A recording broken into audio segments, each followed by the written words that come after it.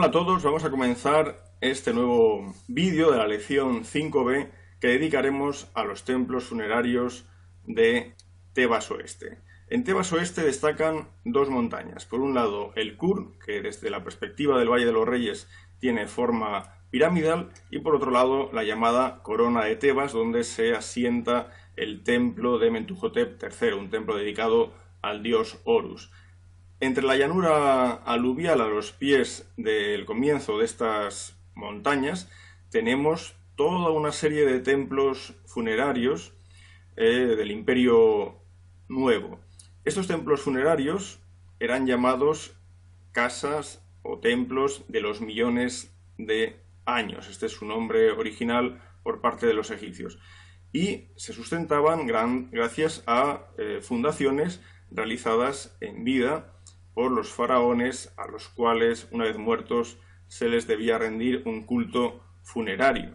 En este panorama de Tebas Oeste, en primer lugar, encontraríamos en el extremo sur el templo funerario de Ramsés III, que es el que os señalo ahora. A continuación, el templo del faraón Ay y Horemheb de finales de la dinastía XVIII. Tal vez haya alguna vinculación original con Tutankamón en este emplazamiento, pero las inscripciones de momento nos hablan de Ay y Horemheb. A continuación, el templo de Amenhotep, hijo de Hapu, un sabio de época de Amenhotep III, cuyo templo funerario es incluso de mayores dimensiones que otros dos templos situados justo a derecha e izquierda que suelen vincularse a Tutmosis I y Tutmosis II. Después tendríamos el templo funerario de Amenhotep III. A continuación, el templo funerario del hijo de Ramsés II, Mereptah.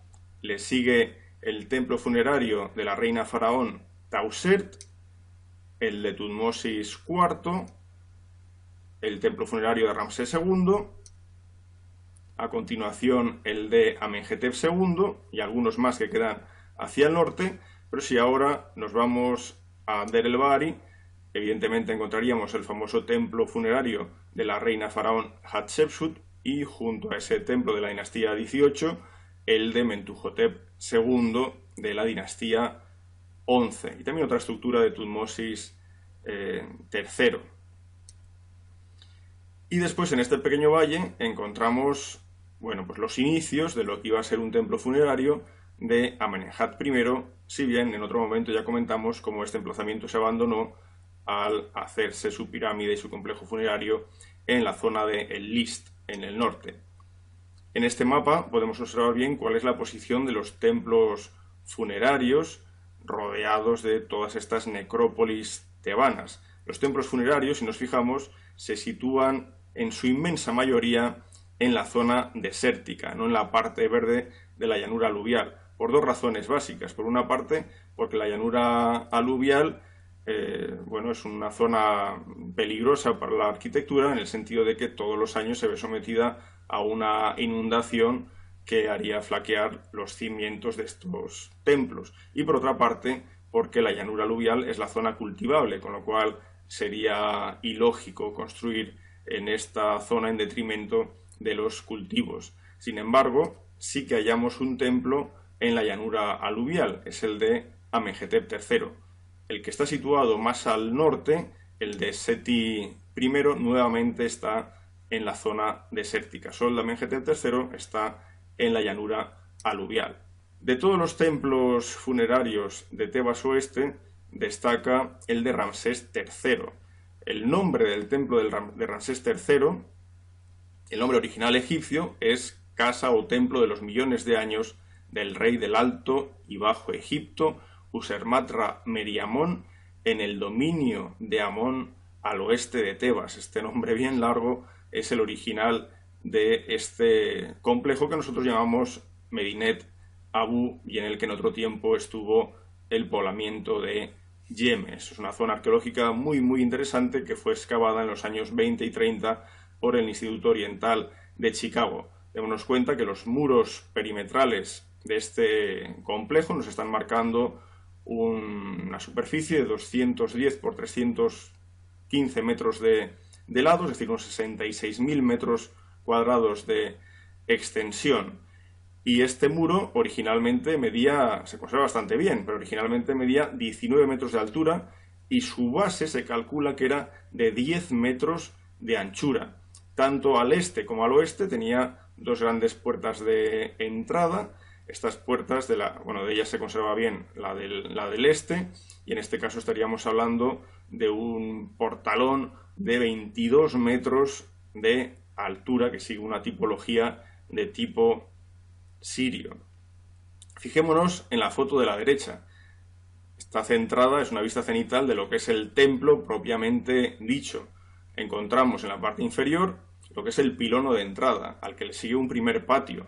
Después continúa con una segunda estructura a modo de pilono, un segundo patio, y a partir de aquí, tras un pequeño pórtico que no podemos ver en imagen, sí que vemos las bases de numerosas columnas. Esto es una sucesión de salas hipóstilas que nos llevarían a el lugar donde se rendiría culto al dios Amón y también los laterales culto al faraón difunto. Toda esta zona tiene más de 55 cámaras, entre ellas la cámara del tesoro y cámaras dedicadas a otras divinidades. Este es el pilono de entrada del templo, con las características básicas que todos conocemos, nichos para incluir los grandes mástiles de los que penden banderolas, esa especie de ventanitas que en realidad eran los huecos donde se insertaban las grapas de bronce que agarraban los grandes mástiles, y la decoración del faraón destruyendo a sus enemigos, es decir, marcando la destrucción del caos y la supervivencia del orden, ¿no? Este pilono mide 27 metros de altura, 65 metros de longitud, lo cual es una estructura por sí misma realmente impresionante. Pero hallamos más estructuras en el templo funerario de Medinet Abu, como son, por ejemplo, el Palacio Real, que es un palacio simbólico asociado al templo, otros edificios, almacenes, etcétera, que quedarían incluidos dentro del muro del templo, hoy en día prácticamente desaparecido en su totalidad, pero claro, hay otras estructuras que no pertenecen al templo propiamente dicho de Ramsés III, como son las capillas de las divinas adoratrices del dios Amón, mujeres muy importantes e influyentes, en este caso, de la época de la dinastía 25, finales del tercer periodo intermedio, inicios de la época saíta. Y después también tenemos, por ejemplo, el templo de la dinastía 18, por lo tanto anterior al de Ramsés III, en cuya base parece que hubo en origen un templo de la dinastía 12 dedicado a la Ogdoada. Y justo a la izquierda de la imagen, debajo de la carretera, encontraríamos el muelle perfectamente conservado, excavado por Hugo Holscher, ahora, como digo, bajo de la carretera, pero que nos muestra una realidad, y es que los templos funerarios estaban conectados mediante canales con el Nilo. Podéis hallar planos, imágenes, etcétera, de este templo en la publicación de Hugo Holscher sobre el templo funerario de Ramsés III. Justo al norte del templo de Medinet Abu hallamos el de Ay y Horemheb, a continuación el de Amenhotep, hijo de Hapu, asociado a estos dos edificios que ya había mencionado, vinculados quizás a Tutmosis I y Tutmosis II, y después ya un gran templo como es el de Amenhotep III, este templo en la llanura aluvial. Es un templo realmente enorme, en origen tenía cerca de 385.000 metros cuadrados, la distancia entre la parte frontal y la parte posterior del muro que rodeaba todo el templo prácticamente podía llegar al kilómetro de longitud, y en el frente del templo lo único que queda de él son los dos grandes colosos. Son colosos que sin la base miden cerca de 18 metros de altura, pesan 1000 toneladas cada uno, están hechos en granito procedente de las canteras de Asuán, pero claro, vinieron de las canteras de Asuán de una pieza, son monolíticos, y son obras, sabemos incluso el autor, son obras del escultor Men, que es el padre del famoso escultor Beck de época de Akenatón. Fijémonos en estas imágenes, son preciosas, ¿verdad? Tenemos los colosos rodeados del agua de la inundación. El dibujo es de mediados del XIX, de David Roberts, y la fotografía también de mediados, en este caso, del siglo XX.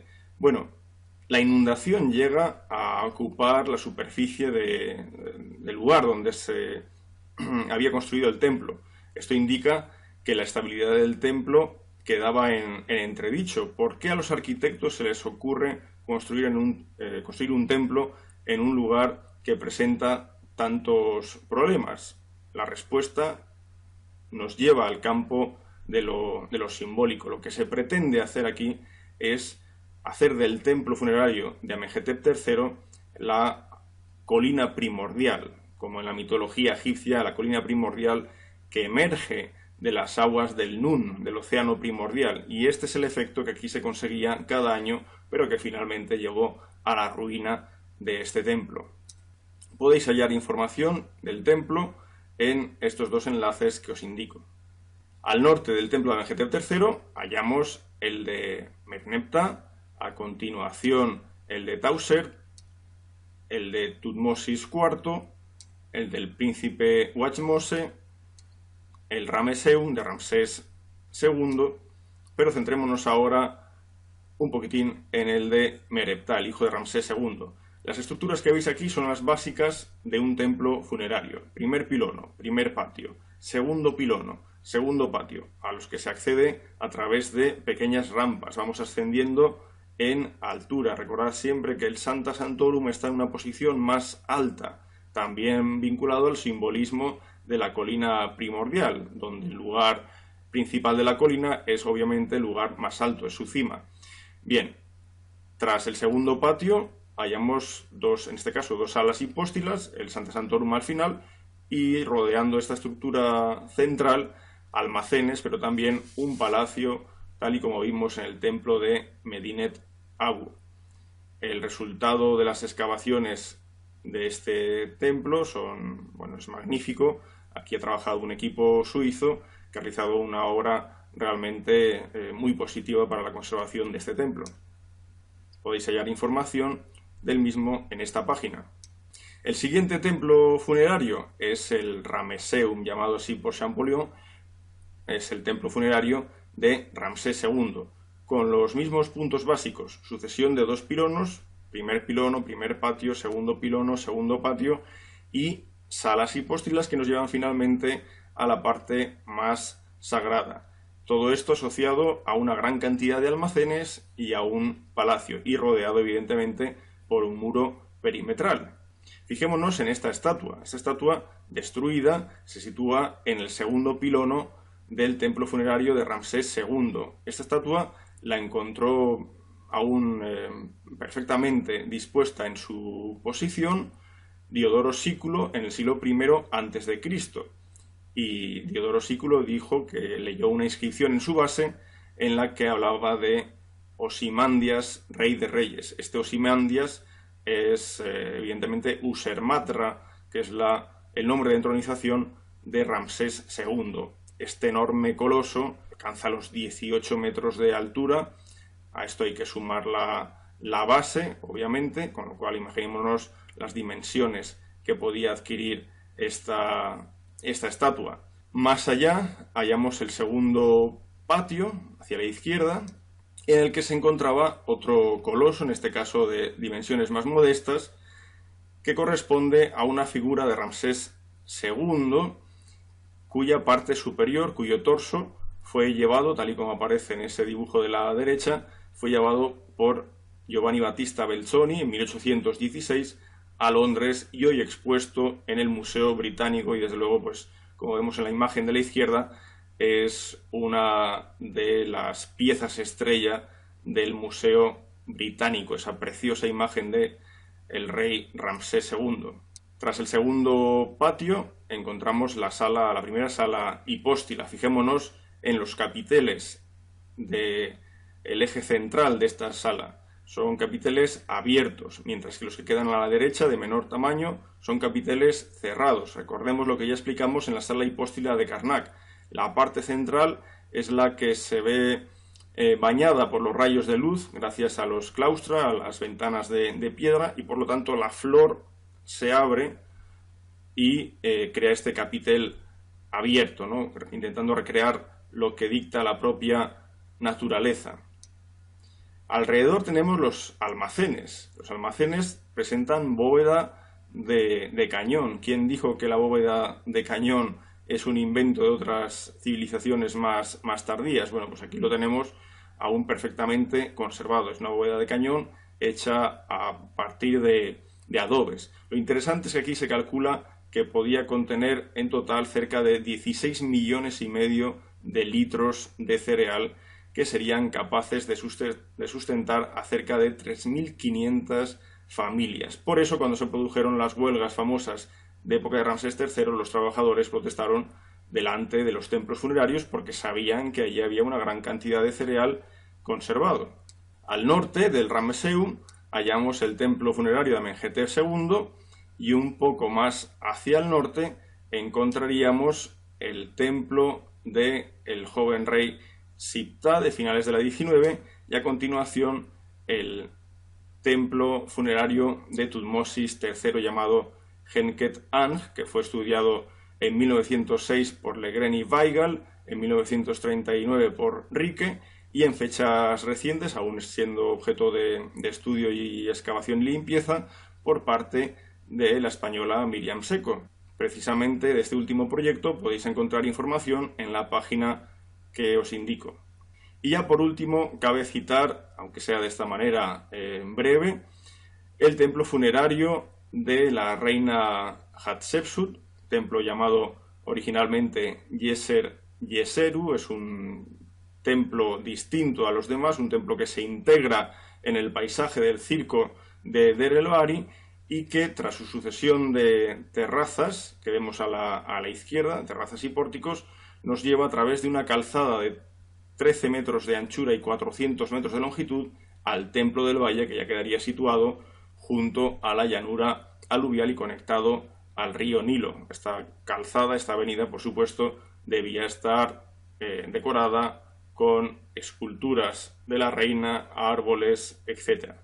Podéis encontrar mucha información de este templo en estas obras que os indico en la pantalla. Y el templo situado más al norte es el de el rey Seti I, el faraón padre de Ramsés II. Este templo también corresponde a la misma estructura que hemos comentado hasta ahora, con esa sucesión de pilonos, patios, salas hipóstilas, palacio real asociado y almacenes situados alrededor de toda esta estructura, pero dentro del recinto del templo. Este templo se halla en una posición tan al norte que nos lleva prácticamente a la carretera que da acceso al Valle de los Reyes.